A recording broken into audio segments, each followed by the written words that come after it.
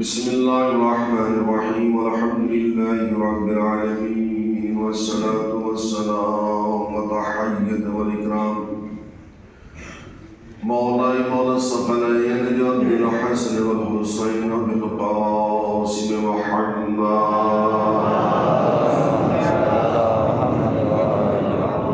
وعلى آل بيت الطيبين الطاهرين المعصومين المظلومين ولعنة الله على أعدائهم أجمعين من يومنا حاصل قيام يوم الدين أما بعد فقد قال الله تبارك وتعالى في كتابه المجيد والفرقان الحميد وقوله الحق بالحق بسم الله الرحمن الرحيم يا أيها الذين آمنوا أطيعوا الله وأطيعوا الرسول وأولي الأمر منكم صلوات محمد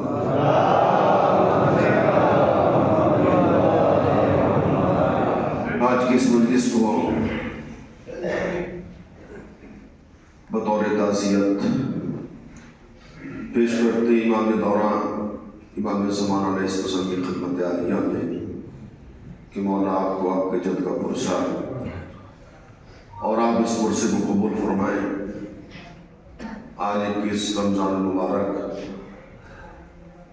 آپ سب سوگ پہ ڈوبے ہوئے ہیں کیونکہ جناب میرے کائنات کیا شہادت کر رہے ہیں میں تھوڑے سے فضائل کی دو تین گوشت اس کے بعد مسائل ایک صلوات حضرت آل محمد صلی اللہ علیہ وسلم ارشاد پروردگار عالم ہو رہا ہے کہ یا ایھا الذین آمنوا اطیعوا اللہ واطیعوا الرسول ہے ایمان لانے والوں اللہ کی اطاعت کرو اور اس کے رسول کی اور صاحبان امر کی اللہ کے رسول اور اللہ اور صاحبان امر یہ تین کنڈیشن اللہ نے لگائی ہے کہ جب تک تم ان پر ایمان نہیں لے کر کے آؤ گے تم مومن کہلانے کا حق نہیں رکھتے۔ اب سوال یہ پیدا ہوتا ہے کہ کیا سارے کے سارے صاحب ایمان ہیں؟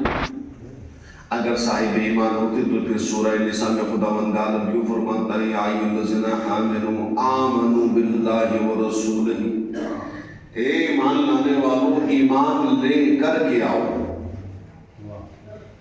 ایمان لانے والوں ایمان لے کر کے آؤ، کس پہ؟ اللہ پر، اللہ کے رسول پر اور کتاب خدا پر۔ تو اب ہر انسان بڑے شوق و ذوق میں آ کے یہ کہہ دیتا ہے کہ میاں جو ایمان لے آیا وہی کامیاب ہے، جو ایمان لے کر کے آ گیا وہی کامیاب ہے۔ حقیقتاً ایمان والا ہی کامیاب ہے، مگر ہم ذرہ برابر معمولی سا ایمان اگر لے آتے ہیں تو ہم کامیاب ہیں۔ توجہ فرمائیے گا، اگر ہمارا معمولی سا ایمان ہے تو ہم کامیاب ہیں۔ اب آپ اندازہ لگائیں جب چھوٹا سا ایمان لانے والا اتنا بڑا کامیاب ہے تو کل ایمان کتنا بڑا کامیاب ہوگا۔ صلوات بھیجے نا محمد والے محمد۔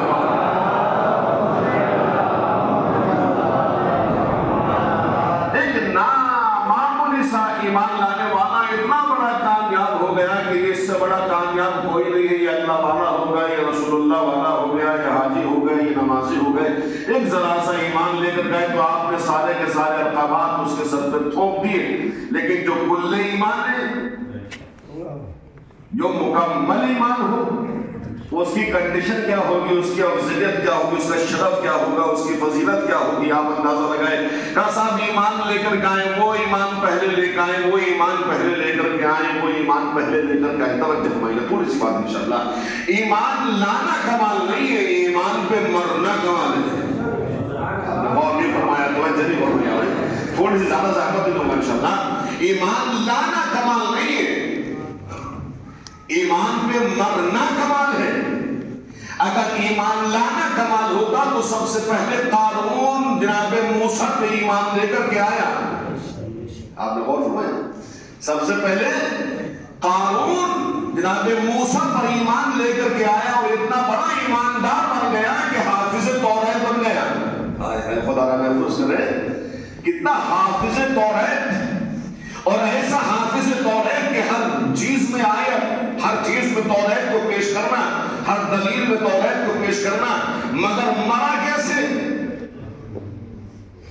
آپ اور فرمانے مرا کیسے؟ کہا بے ایمان۔ بھئی مرا کیوں ہے بے ایمان؟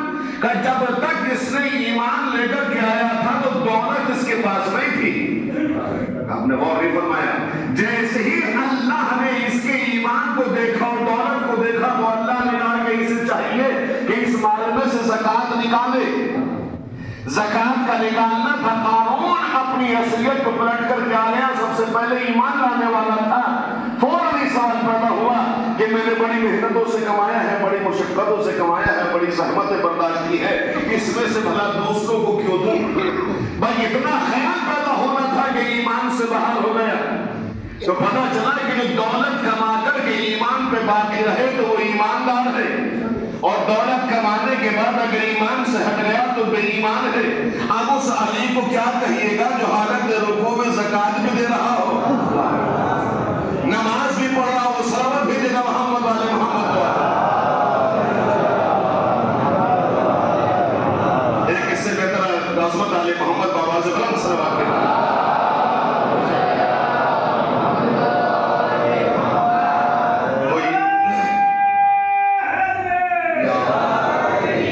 تو ایمان لانا کمال ہے، لیکن مرنا اس سے بڑا کمال ہے۔ ایمان پہ ہر آدمی نہیں مرتا ہے، اور جو ایمان پر مر رہا ہے سمجھ لو وہی کامیاب ہے۔ ایمان پر جو جا رہا ہے دنیا سے وہی کامیاب ہے۔ اب علی کے بارے میں کیا کہیے گا کہ جو علی خانہ کعبہ میں جس کی ولادت ہوئی ہو، مسجد میں شہادت ہوئی ہو، اور سجدے میں سر رکھ کے کہہ رہا ہو فزت برب الکعبہ، رب کعبہ کی قسم علی کامیاب ہو گیا۔ ایک صلوات بھیجے نا محمد علی محمد۔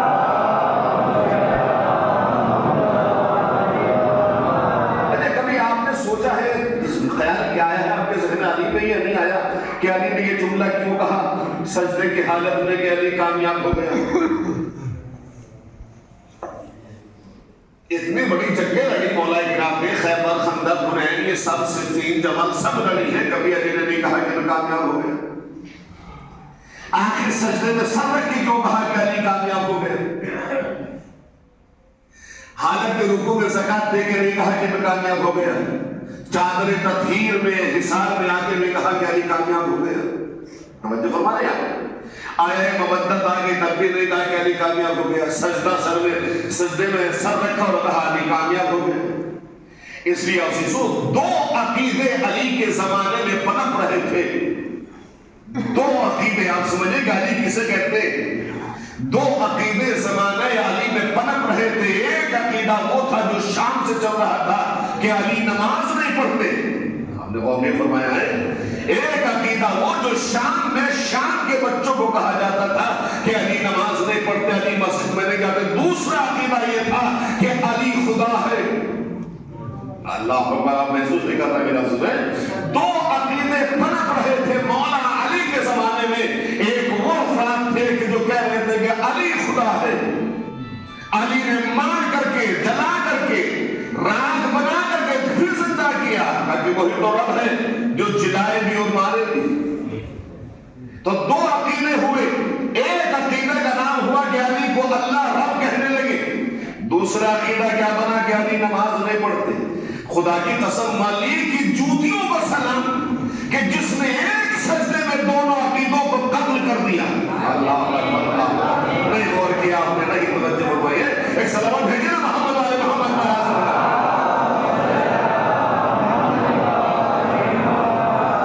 اب سمجھے کہ علی کی عظمت کیا ہے جو ایک سجدے میں دونوں عقیدوں کو قتل کر دے۔ علی کامیاب ہے، علی کامیاب ہے، علی کامیاب ہے۔ سلام بھیجے گا محمد علی محمد۔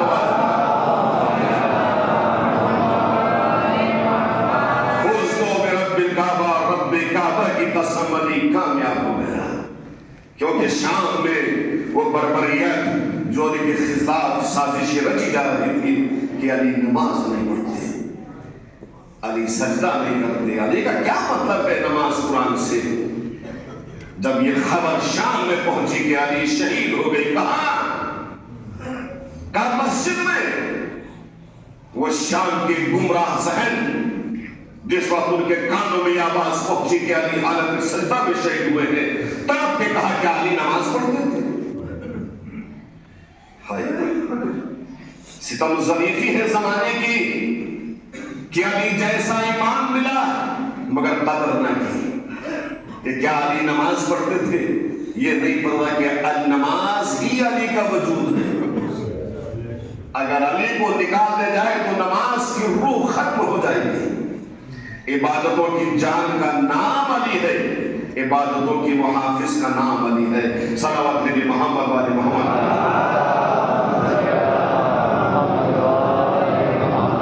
ایک اس سے بہتر انداز میں محمد کا سلام.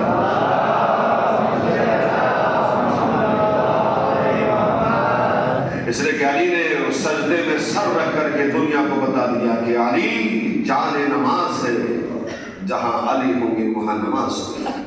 اور میرے عزیزوں پوری مجلس کا بس مختصر سا جملہ میں آپ کی خدمت عالیہ مرض کر رہا ہوں، جو کامیاب جملہ ہے جو میرے مولا نے سب سے پہلے مسجد میں آنے کے بعد اپنے قاتل کو اٹھایا. اٹھ، نماز کا وقت ہو گیا ہے.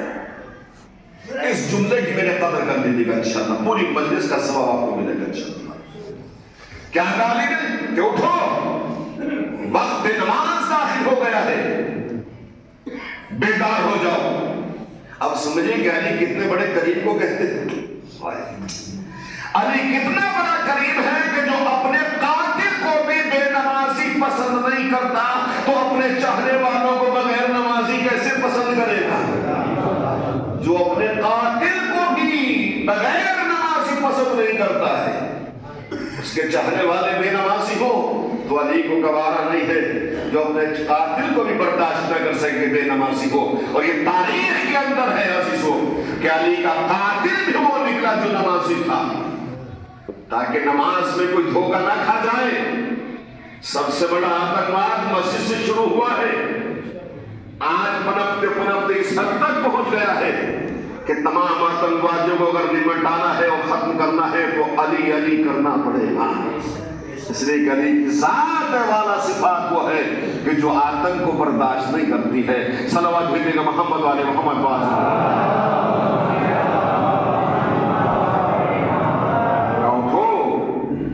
نماز کا وقت داخل ہو گیا ہے. آج وہ علی دنیا چھوڑ کر کے جا رہے ہیں.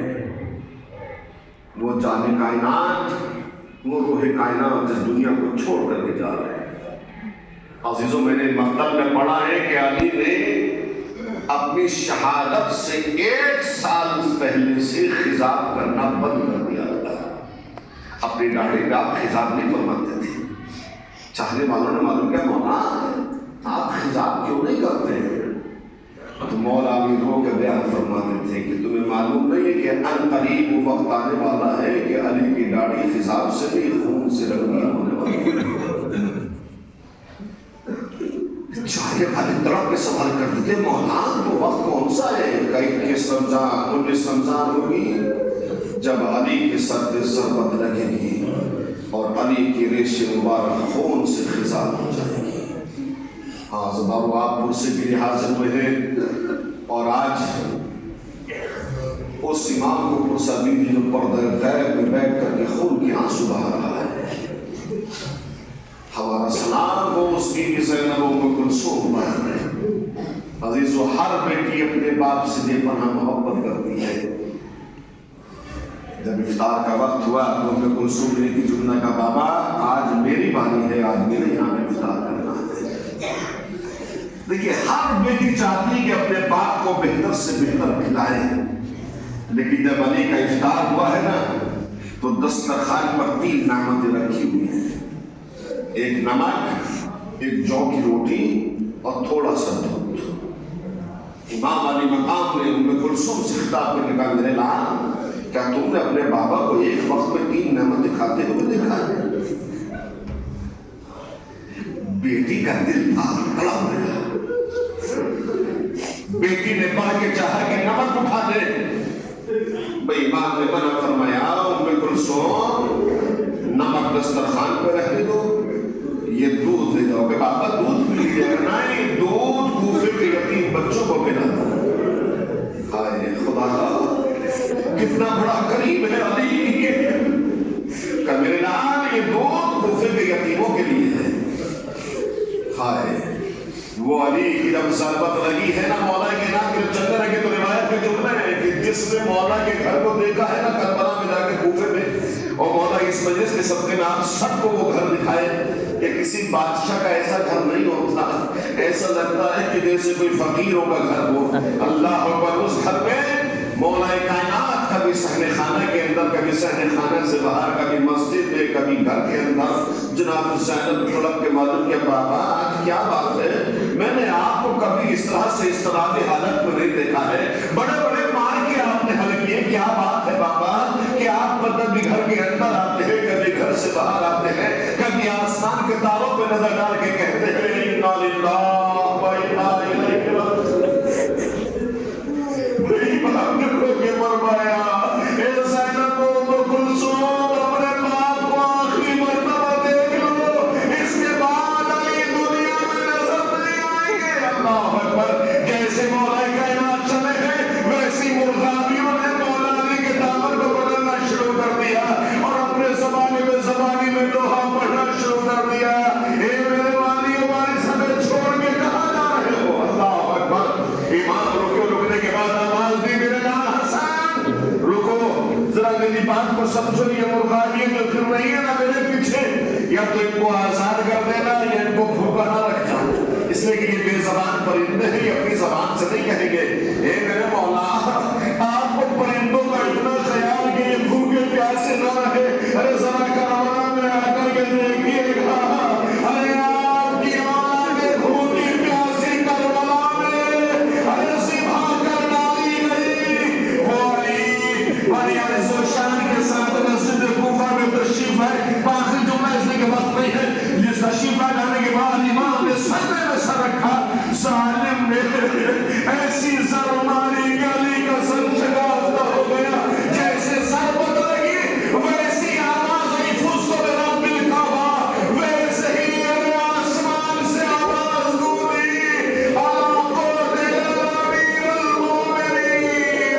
ارے علی قتل کر ڈالے گئے, علی مارے گئے. اس آواز کا گونج زینب و کلثوم تڑپنے لگی. اللہ اکبر اللہ اکبر. خدا کوئی غم دے سوائے حضرت حسین مظلوم کربلا کے. اس آواز کا گونجنا تھا کہ کوفے کی گلیوں میں حفظہ کی آوازیں بلند ہونے لگی, نعرہ و شیون کی آوازیں بلند ہونے لگی. میں کہوں گا جس وقت مولا کی تلوار لگی ہے تو مولا کو اٹھانے والے ارے دونوں بیٹے موجود تھے. امام حسن موجود, امام حسین موجود, اور سب سے چھوٹا بیٹا عباس موجود. اللہ اکبر. باقی جملہ ہے عزیزو, ابو الفضل عباس موجود ہے.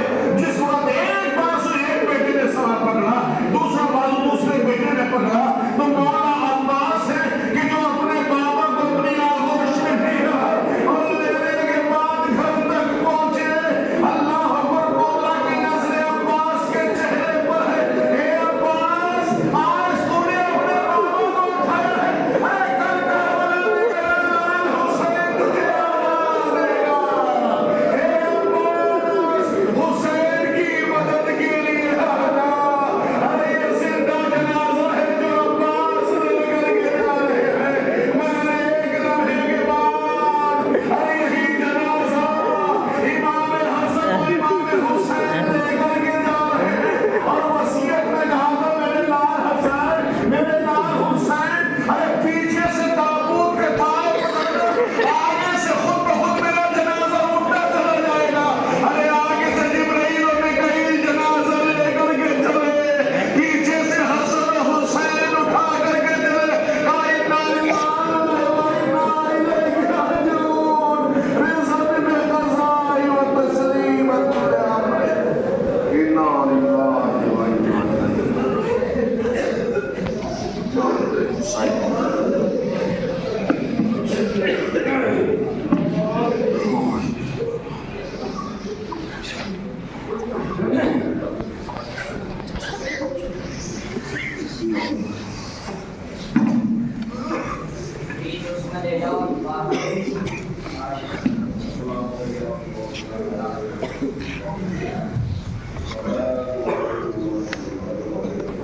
Thank you.